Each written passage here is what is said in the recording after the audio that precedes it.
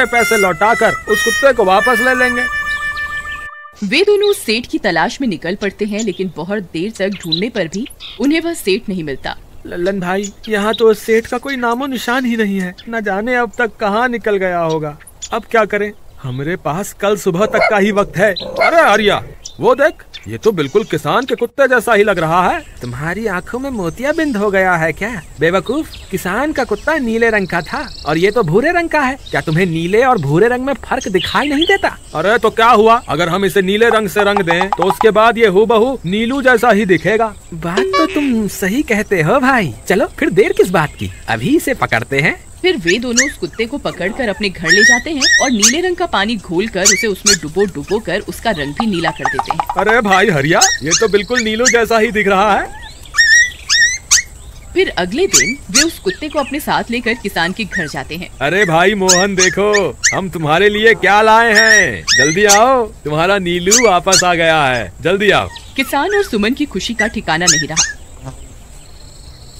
लल्लन और हरिया, तुमने गुनाह तो बहुत बड़ा किया था, लेकिन वक्त रहते तुमने अपनी गलती को सुधार लिया, इसलिए मुझे तुमसे अब कोई शिकायत नहीं है। तुम दोनों जा सकते हो। फिर वे दोनों वहाँ से निकल जाते हैं। नीलू, तुम वापस आ गए। मुझे तुम्हारी कितनी फिक्र हो रही थी। कहाँ चले गए थे तुम? हाँ, आज के बाद मैं तुम्हें कभी अकेला नहीं छोड़ूंगी। मेरा नीलू इतने दिनों बाद घर आया है, इतना गंदा भी हो गया है। चलो अब हम नहाई करेंगे। फिर सुमन उसे नहलाने लगती है। अरे मेरा नीलू नहाई करेगा, इतना गंदा हो गया है। पानी उसके ऊपर पड़ते ही वह कुत्ता छटपटाने लगता है। अरे क्या हुआ नीलू, तुझे तो नहाना बहुत पसंद था, आज क्या हो गया तुझे? तभी उसका सारा नीला रंग उतरने लगता है। अरे ये क्या, इसका रंग क्यों उतर रहा है? तभी वह कुत्ता गुस्से में आकर सुमन को काट लेता है। अरे मर गई रे, हाय रे। अरे सुनो जी, इसने तो मुझे काट खाया। हाय रे अजी, सुनते हो? जल्दी आओ, मुझे लगता है ये हमारा नीलू नहीं है। देखो, इसका तो सारा रंग ही उतर गया। ये तुमने ठीक नहीं किया लल्लन, अब मुझसे बुरा कोई नहीं होगा। फिर किसान गुस्से में लल्लन और हरिया के घर जाता है।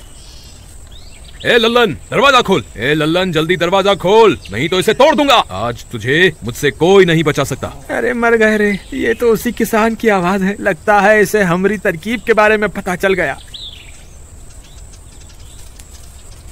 अरे क्या हुआ भाई, इतने गुस्से में क्यों हो? तुम्हें क्या लगता है मैं बेवकूफ हूँ? तुम किसी भी आवारा कुत्ते को नीला रंग चढ़ाकर हमें दे दोगे और हम मान लेंगे कि वो नीलू है। भाई हमें माफ कर दो, हमने उस सेठ को ढूंढने की बहुत कोशिश की, लेकिन उसका कोई नामो निशान नहीं मिला। भाई तुम ये 100 मुद्राएं रख लो, अब इससे ज्यादा हम तुम्हारे लिए और कुछ नहीं कर सकते। अगर तुम चाहो तो हमें जेल भिजवा दो, हम दोनों अपनी गलती की सजा काटने को तैयार हैं। किसान उदास हो जाता है और उनसे 100 मुद्राएं लेकर वापस अपने घर आ जाता है। मुझे माफ कर दो सुमन, मैं तुम्हारे नीलू को नहीं ढूंढ पाया। ये लो, ये 100 मुद्राएं हैं। नीलू को बेचने पर उन्हें इतने पैसे मिले थे जो उन्होंने मुझे दे दिए हैं। उन्हें अपनी गलती का बहुत पछतावा है, लेकिन अब कुछ नहीं हो सकता। नहीं, मेरा नीलू जरूर वापस आएगा। हम एक काम करते हैं, कल सुबह इन 100 मुद्राओं का भोजन खरीदकर गरीबों में बांट देंगे। क्या पता उनकी दी हुई दुआओं से हमारा नीलू वापस आ जाए। अगले दिन सुबह होने पर वे दोनों उन पैसों से गरीबों में भोजन बांट देते हैं और वापस अपने घर की ओर चल देते हैं। तभी उन्हें कुछ आवाजें सुनाई देती हैं।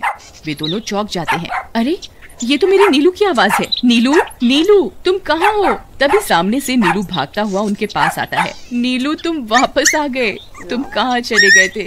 मैं तुम्हारे बिना कितनी उदास हो गई थी। किसी ने सच ही कहा है, दुआओं में बहुत शक्ति होती है।